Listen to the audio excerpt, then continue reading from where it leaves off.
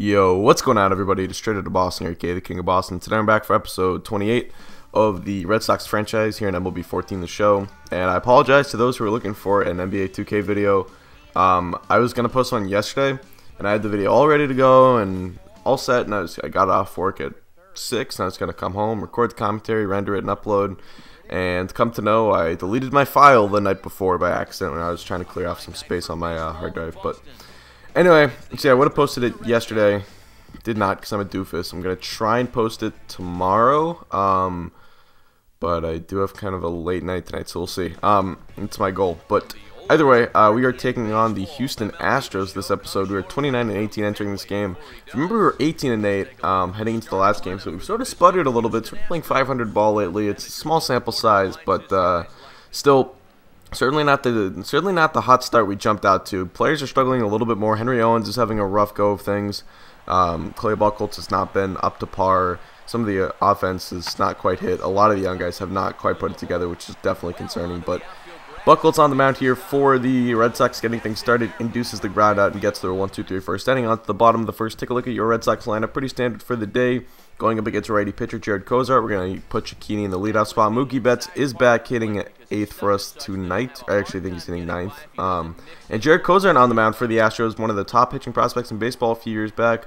Finally putting it all together with a sub-3 ERA here in season number 3 of this franchise. I think probably number 4 of his career now. So anyway, Cicchini strikes out there, and now 1 out in the inning. 1-2 is the count to Dustin Pedroia. Kozart from the windup and the pitch, and that's going to be swung on and missed. I'm really not good at catching up to high fastballs. I often think they're curveballs that will come back over the plate at some point, and end up always swinging late on them, sort of. So either way, next batter's Alan Craig. He's going to line this one into right field for a base hit just over the head of Jose Altuve, and it'll be a 2-out single, trying to get something going here in the bottom of the first inning. Next batter is Giancarlo Stanton, the first pitch of the AB. He lines it into left field for a base hit, and we have 2 men on with 2 men out here. Back-to-back singles by our 3 and 4 hitter. That'll make it, or that'll give us first and second for Yoenis Cespedes, the 0-2 count, and that's going to be in the dirt. Pitch getting away, and there goes Craig getting caught off guard right there.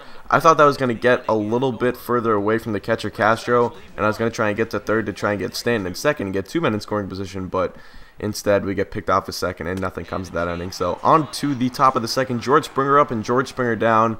He goes down on that changeup right there from Buchholz, probably Buchholz's best pitch in this game. If you guys remember from previous episodes, he dominates with that, or I dominate with Clay Buchholz's changeup. But we walked Jason Castro, and then Justin Morneau came up, and he's hitting about 410 coming into this game. And keep in mind, we're about 50 games into the season at this point. Actually, a little bit more than that. And Morneau's still hitting like 410. I don't know if he's been playing full-time. He only has 2 home runs. That leads me to think maybe he missed time, or maybe he was coming off the bench or something. I'm not too sure. But either way, he was dominating. So he gets a single there. Javier Baez strikes out. But then Nolan Reimold to deep right field. Stanton going back. Cannot get there in time. That'll one-up up off the wall. And that short little wall in right often plays into the advantage of the fielding team, as oftentimes that ball will bounce up over the wall for a ground rule double. This time it catches the wall, and the Astros catch a break, and that will drive in an extra run. So 2 runs come home, and then we would eventually escape the inning. But bottom of the second, Yoenis Cespedes getting things started. He's going to draw a 4-pitch walk, so we get a man on first with no one out here from Mike Napoli. Curveball over the heart of the plate. It's taken by Napoli. Cespedes going on the pitch, and he's into second safely with a stolen base. So now 2-2 the count to Napoli, and he's going to try to hold up a swing there. He does. Cespedes on his way to third on the wild pitch, and he gets there easily. So now a man on third with no men out for our 6, 7, 8 guys or something like that. So Napoli would strike out. Bogart's up next, and Bogart's lines it back up the middle for a base hit on the first pitch of the AB. He was not waiting around, and he gets an RBI single to cut the lead in half. The score is now 2-1. Bottom of the second still now after Bogarts gets the second. Blake Swihart strikes out looking. Beautiful hook right there. Dropped by Kozart, and that is Swihart's first K of the day. Now Mookie Betts up with 2 men out. First pitch of his AB, and he pops this one up just in front of home plate. Jason Castro getting under it, and he will make the play to escape the inning. But the Red Sox get one back, and it's going to be a 2-1 ball game now heading into the top of the third. 1 man on second. George Springer up. Springer hits it to deep right field. Stanton going back, and he makes the play on there, just in front of the warning track. But Buchholz getting hit around here a little bit early on. Bottom of the third now, Cicchini up. He's already struck out once tonight, 3-2 the count, and he's going to strike out again, this time on the high cutter from Kozart. And Kozart dominating with the hard stuff so far. but really dominating with everything. He has been fantastic. So 2-2 the count to Giancarlo Stanton, the man on second, and again the hard stuff up, and he cannot catch up to it for another strikeout. That is Cozart's, what, 4th or something already of the day.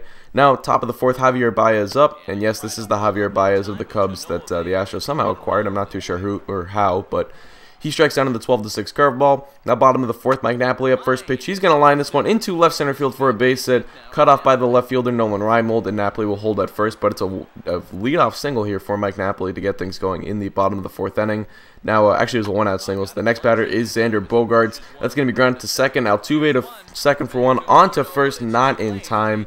So we swap base runners here. Now Bogaerts is on first. He is going to be taking off on the pitch. Bad jump, but the pitch gets away from the catcher a little bit, so an easy stolen base for Xander Bogaerts. Now Swihart still up, 2-2 the count.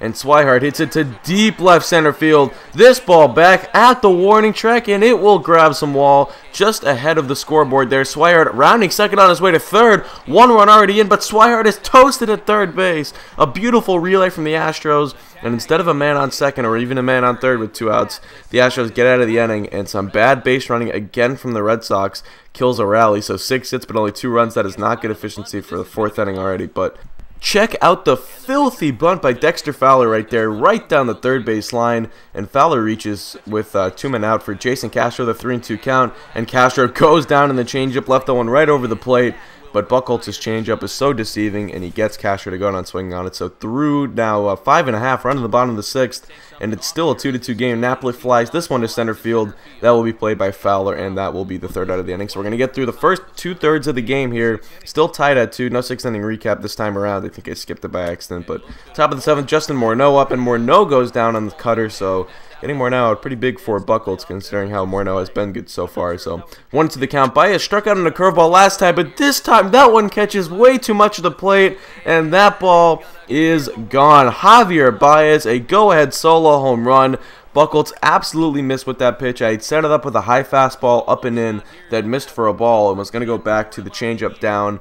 Didn't even try to locate on the outer half. Just decided I would throw this one over the middle. Baez had fouled off a couple other curveballs before that, so Javier Baez, just Buchholz hangs that one, and Buchholz has been bitten in the butt by a couple late home runs in recent starts in real life, so I guess it makes sense a little bit here that would happen now. So Javier Baez, a solo home run to put the Astros on top 3-2, a huge blow. Now top of the 7th, still Nolan Reimold up this time, the 1-2 count. Buchholz still in there, and he's still dealing. Splitter this time, getting Reimold to strike out on the down and away splitter. And now after a man would reach, that's going to do it for Clay Buchholz. We're going to bring in Ruby De La Rosa with a couple of righties due up.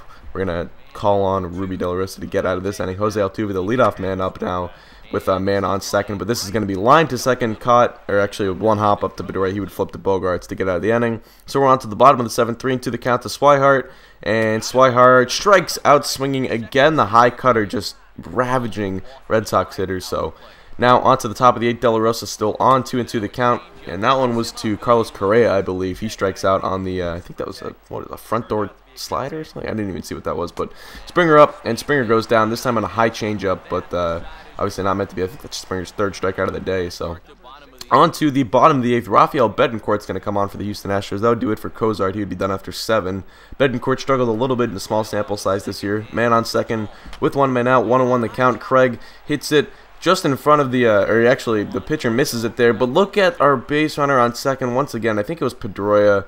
And I just tried to be fancy there and go to third on the throw, and then try to go back because I realized it was bad base running all around. So De La Rosa would get through the next inning. Actually, I think we called on Glenn Perkins to get through the next inning. So we're going to head to the bottom of the 9th now. Bobby Parnell on for the Astros. 3-2 the count with 2 men out. Napoli dribbles this one in front of the plate. Jason Castro fields it, throws to first base in time, and the Houston Astros beat the Boston Red Sox. Now that is not, that is not as maybe bad as it would have been in like 2013. The Astros are a pretty formidable team now, obviously with one of the better farm systems in baseball in real life. Some of that has panned out a little bit with guys like Cozart, Springer, and they've acquired a guy like Baez. They also have, Carlos Correa at shortstop. So this is not, this is not the laughing stock of the league that it was the last couple of years. This is a pretty respectable team, and they had a really good pitcher pitching tonight with Jared Cozart. So, who, by the way, was dealt in one of the more low-key trades that happened this trade deadline. I didn't think was talked about enough because there were some big-name prospects moved in that deal. But anyway, the Astros pick up a win. Red Sox fall to 29-19 to now just 11-11 since the last episode. So, anyway, that's going to do it for me. Thanks for watching, guys. Hope you did enjoy, and I'm out. Peace.